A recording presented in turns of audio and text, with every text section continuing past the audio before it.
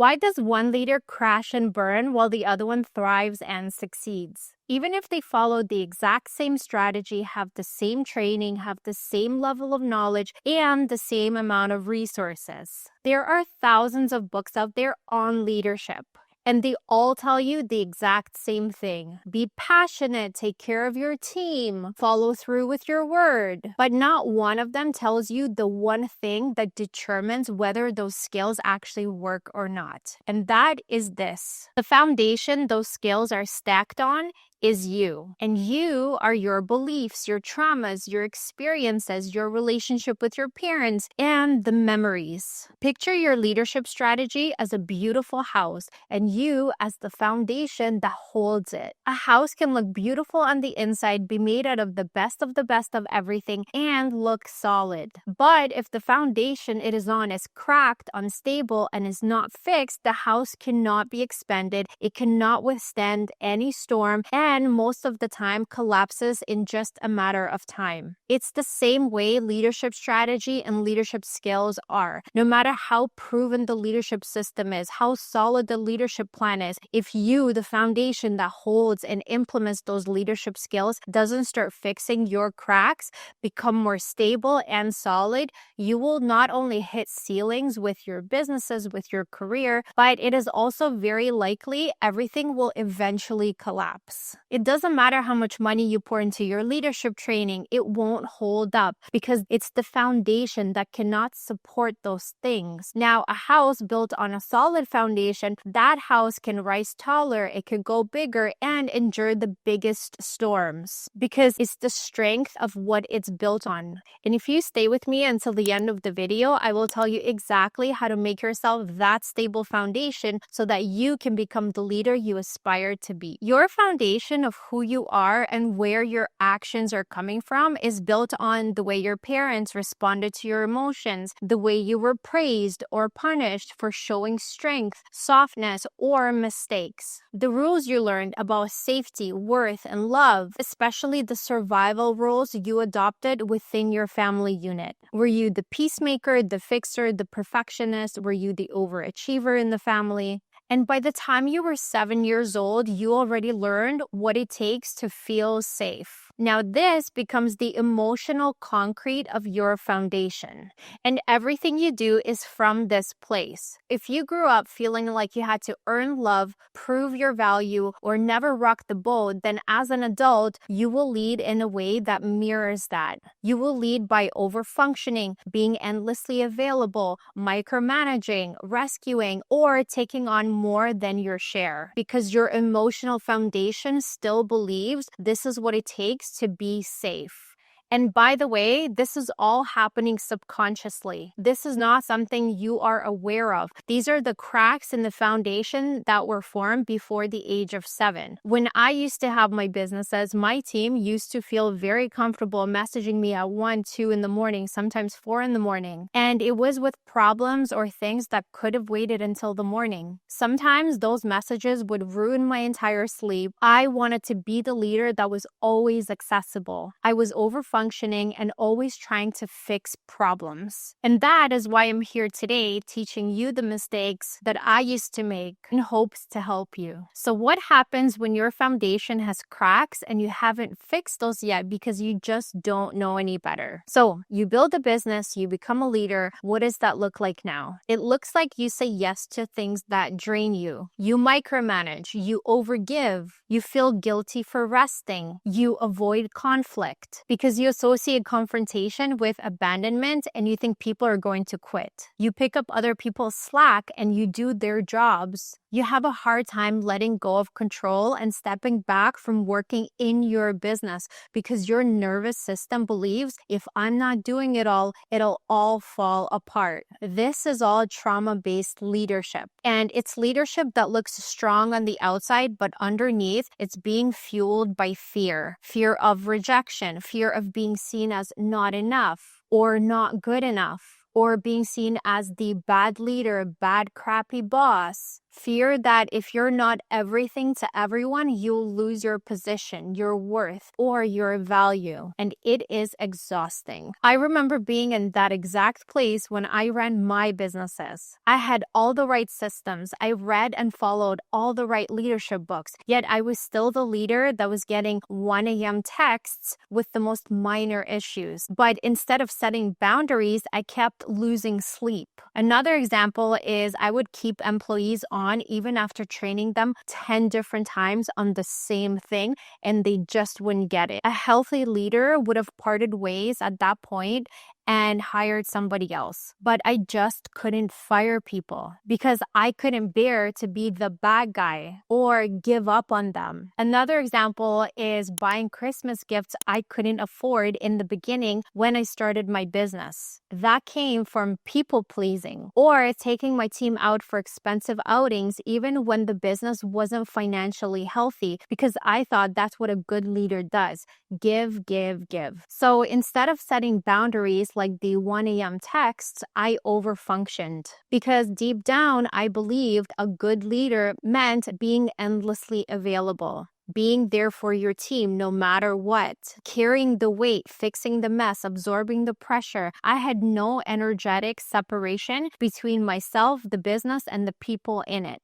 I was not leading from overflow. I was patching leaks in a structure I had trained to depend on my constant presence. And it looked like I was being a strong, reliable leader, but really I was overcaring, overgiving, overfunctioning because I was afraid of letting anybody down. That is not good leadership. That's losing yourself trying to hold everything together, all during the years when I had 2 babies. When I tell you burnout is an understatement of what I went through, and I wish I had a video like this that explained all this to me. So what does leadership from sovereignty look like? First of all, I was forced to switch to this leadership because I had hit ceilings in all of my businesses. They would not grow. I tried everything under the sun. I ran multiple businesses, had kids, I wanted to be a good leader, but I was hitting ceilings. And I was spending all of my energy trying to fix things, keeping things together, and all of my businesses were just stagnant. And at any moment, if I let go, I felt like everything was going to come crashing down. Once I hit major burnout and I was forced to lead from sovereignty, it was the best thing ever.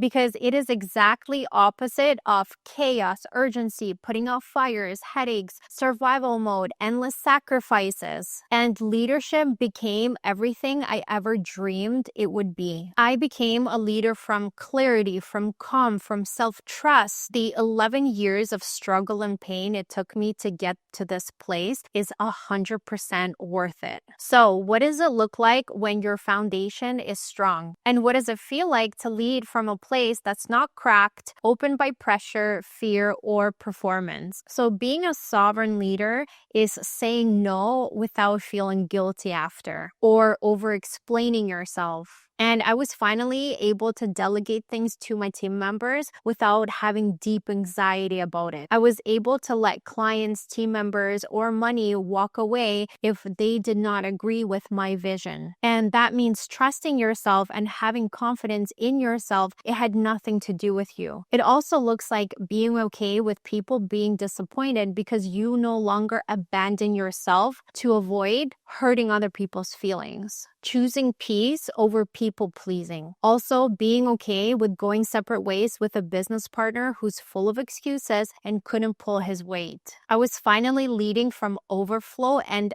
deep clarity. You will even notice your personal life purging of garbage. It looks like finally saying goodbye to that 20-year friendship that has been nothing but draining you. It feels like finally dropping an iron of dead weight you have been carrying. It looks like decluttering your entire house. Now, keep in mind, you still work hard, you still respect your team, you still support your team, you're still there for them, you still keep your promises, you still have all those leadership skills, except now these skills are exceptional. You're still motivated, but out of passion, out of excitement, overflow, out of pure creativity and flow, instead of functioning out of fear and proving your worth. proving that you're good enough, proving that you are smart enough. And let me tell you, that knowledge that I just told you didn't come from another business course or a book. That came from me literally trying everything under the sun when nothing worked. I tried new systems, new strategies, new books, more effort. And when nothing worked still, there was no other place for me to look at except for within. I finally had to be like, it must be me. I just didn't know what it was. Like I couldn't figure it out, but I knew that I had to look inward and I just had to figure it out. Because I'm telling you, there was no way I could have possibly worked any harder. Like when I tell you, I pushed myself to the max for years, and I was talking to my best friend and I told them, I was like, I feel like there's blocks and I cannot understand what they are. Because at that point, I was so tired and so burnt out and so overwhelmed with like my to-do list and all the obligations. And I felt like this huge heaviness on my chest. And I was talking to my best friend and I said, I have blocks, I have fog, and I just can't seem to like take it off and like just think clearly. And then one thing led to another, and I started learning about subconscious mind. And that came with subconscious blocks, which is exactly what I had. So once I opened that door, I saw the work that I had to do on the inside, and it was like a domino effect. I saw one block that led to me seeing another block. Then I realized there's another block and another block. But the key is that I went in there with a mindset that I was going to do whatever it takes to be successful with integrity. When I started my businesses, I had it in my mind. If I have to read 1,000 books to get to be successful, that's exactly what I'm going to do. When I found out that I had to literally reparent myself and rewire my entire subconscious mind, I was ready for it. I was happy because I had so much relief that I finally figured out what the problem was. Because now I have solutions. Now I know how to fix it, what to do and where to look, and basically how to pass through this. And let me tell you, thank God I was the problem, because me, like we work quick.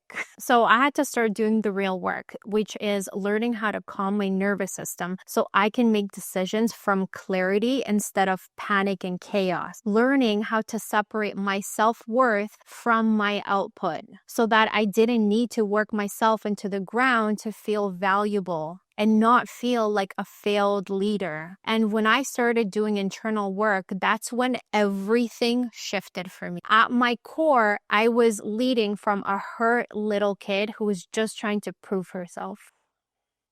My God. So when I started pulling out limiting belief, and replaced it with healthy ones, everything started to shift. I gutted my entire foundation that did not serve me, and I rebuilt a strong one with healthy beliefs. I took every lesson, every mistake, every bad business partnership, traumatic experience, I faced it, and I used it to lay down the strongest foundation and now build myself into the person that is capable of achieving the goals that I wanted. When your foundation is solid, when I tell you nothing, no one can disturb your peace, it is an understatement, because you know your truth, you know your skills, you know your vision. Anything outside of that is noise, and you just easily block it out. And anyone who is toxic, who used you for your kindness, who exploited your overgiving, cut, bye. See you never. And you finally realize that you don't need to fix every problem to feel useful. You do not need to be liked by everyone to feel safe. You don't need to burn out just to prove you're a good enough leader. You stop trying to earn your place. In fact, you look at all those things that you used to do and you finally have so much clarity of exactly what you were doing. And you're like, never again, never. And the best part is you start attracting the right people to help you build your next level. That is a huge shift you will notice. So just for clarity purposes, I was able to put together a chart of what trauma-based leadership looks like versus sovereign leadership. So feel free to take a picture. So now that you've seen it clearly, the contrast, the cracks, the cost, you can't unsee it. For me, it was a no-brainer. And the only way forward is through. And once I got to the root, once I saw those old patterns and survival roles and beliefs that were holding me back, I felt powerful in a way no course, no book had ever given me before. I would wake up and be so excited to work on my next block, my next bad memory from childhood that had an imprint on me with everything I did. I was excited to shed all those things and all those relationships that part of me attracted. I needed to become that kind of person who no longer led from trauma, because when your internal world is solid, you become undisturbable because you become gold on the inside. You become the leader your business, your vision, your team, and most importantly, you have been waiting for. Here's the part that nobody talks about. Once you rebuild your foundation, you don't attract chaos anymore. You don't repeat the same draining dynamics. And I'm not even joking when I say when I rebuilt my foundation, 90% of the problems that always had come up, they just vanished. And you cut toxic people immediately, not like second chances. No, you can sense it immediately and you cut it off. You start to lead differently. You walk differently. You speak differently. People feel it before you even say a word. And that version of you, she's already in there. Like she's in there. She's just buried under all this junk that you now have to get in there and start clearing out. All right. So what do you do next? If a part of you is going, that's me, that's exactly what you're saying right now, then here are the next steps that I suggest you do, because those are the steps that worked for me. So the first thing you have to do is identify the root of your most toxic leadership traits. So if you're people pleasing your team and it's costing you time, energy, profits, you need to get to the bottom of why. Ask yourself, what parent or authority figure made you feel like you had to earn love? Like what parent didn't give you unconditional love and you had to earn it? And what moment in my past made me believe that being liked was safer than being respected? Because until you trace it back to its origin, you will keep repeating it no matter how hard you try to override it with logic or practice. All right, step number 2 is look at where you're leading from fear instead of alignment. Are you saying yes because you want to, or because you're afraid to say no? Whatever it is you're doing in your business, are you doing it from chaos, from panic, from patching things together, or are you doing the work in your business from creativity, from flow, from passion? Because I'm telling you, like, those two different things make your life either completely miserable and you burn out, or you are so inspired to wake up every single day and you just want to build. Like you are just so excited. Like, I cannot explain to you the difference. The contrast is black and white. So step number 3 is clean up what you've been tolerating. So go look at your team, look at your calendar, look at your clients, look at your DMs. What are you allowing that is draining you, distracting you, or disrespecting you? Because what you allow will multiply. Last but not least, rebuild your leadership identity from truth.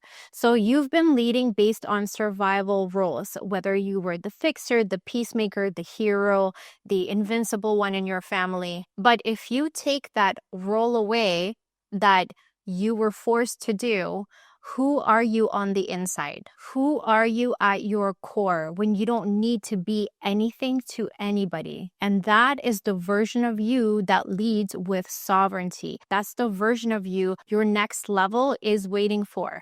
And no amount of building businesses or success will remove your traumas unless you actively go in there with the steps that I just told you and literally take out the beliefs, take off all the roles that you were given as a kid. You have to do the work. It's worth it. Trust me. Thank you for watching. Comment down below. Let me know what hit you the hardest. I would also love to read about your experience with leadership, and I will see you in the next video.